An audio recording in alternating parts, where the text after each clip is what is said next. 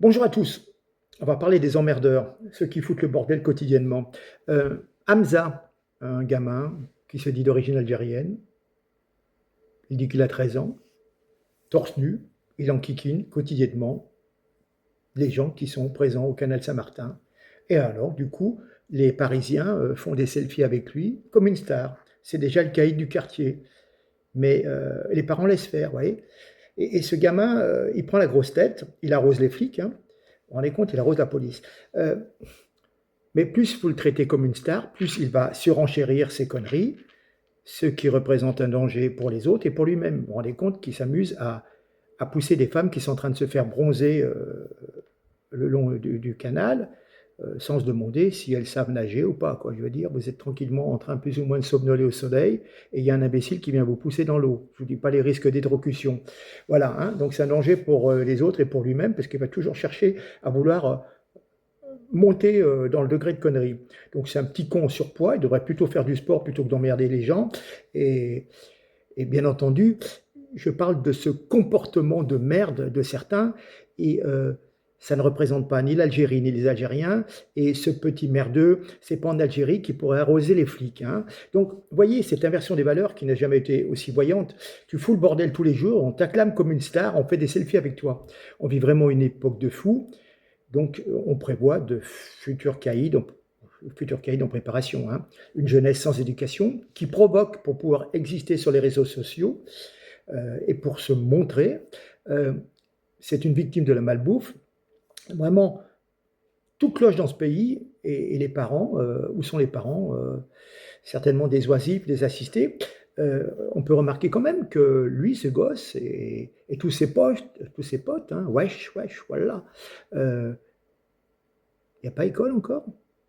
C'est des images de la semaine dernière. Il n'y a pas école. Non. Alors donc les gens touchent les allocs, hein, et il y a quand même une obligation scolaire, mais le gosse ne va pas en cours, et tout le monde en parle, il passe sur les écrans. Voilà. Donc c'est un pays vraiment de dingo. Des parents qui laissent un enfant mineur se balader, faire le con en ville, mais que font les services sociaux? On pourrait dire,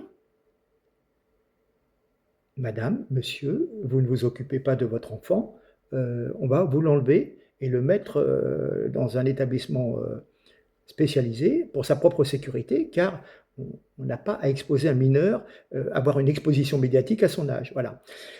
C'est quand même fantastique. En bord de mer, dans les stations balnéaires, tu dois mettre un t-shirt dès que tu t'approches de commerce, que tu quittes la plage, et lui, il se trimballe torse nu. Donc, on valorise la connerie de ce blédard, on le starifie, alors que c'est juste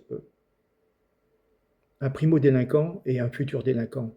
On en reparlera quand il se fera fracasser par celui qui n'acceptera pas de passer pour un imbécile ou d'être le dindon de ses farces. Enfin, le dindon de ses agressions, de ses incivilités, comme on dit, des incivilités. Non, mais vous plaisantez, non? Je vous dis, si vous êtes un mec qui a un petit peu de poigne et tout, il y a un petit con qui vient vous arroser, vous lui mettez 2 tartes. Si vous êtes un peu querelle, si vous cherchez un peu la querelle.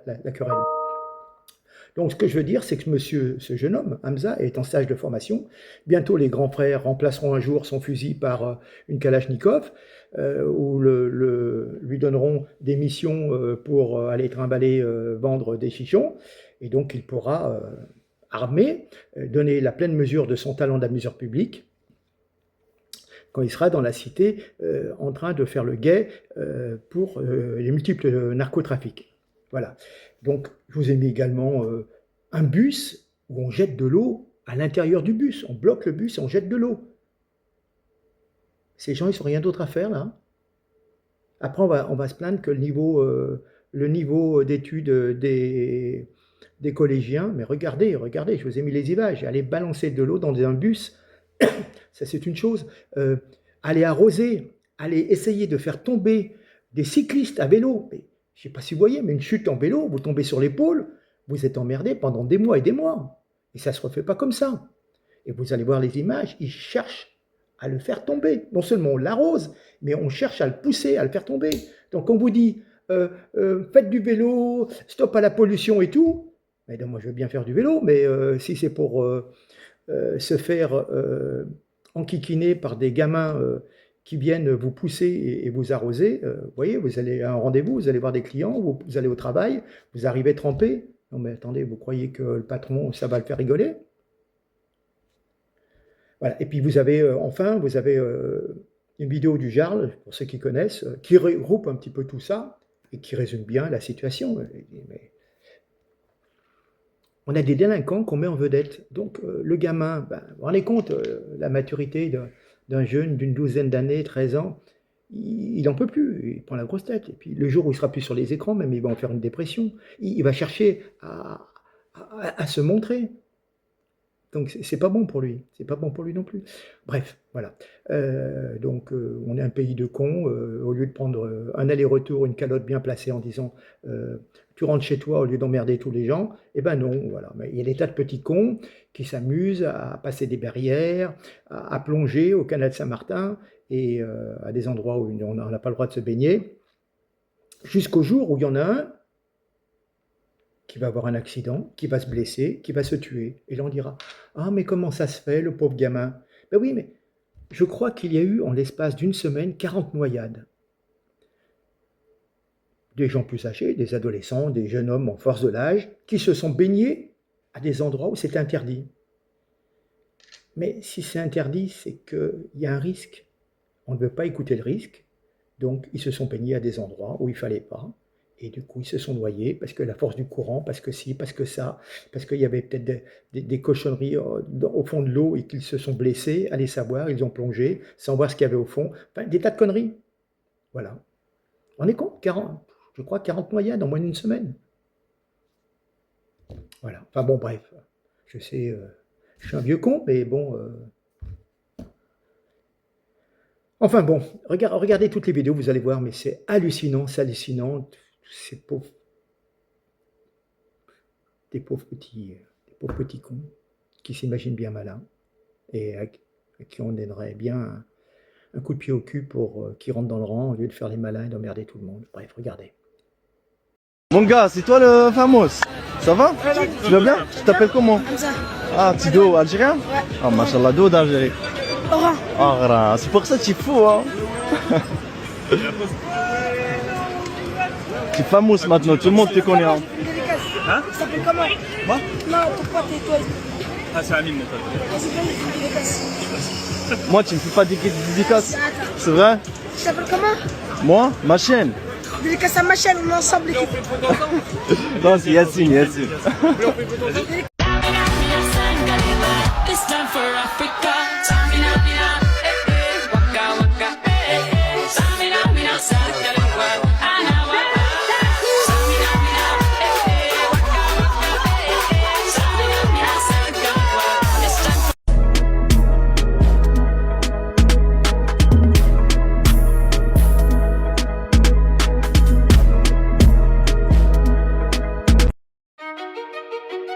Regarde.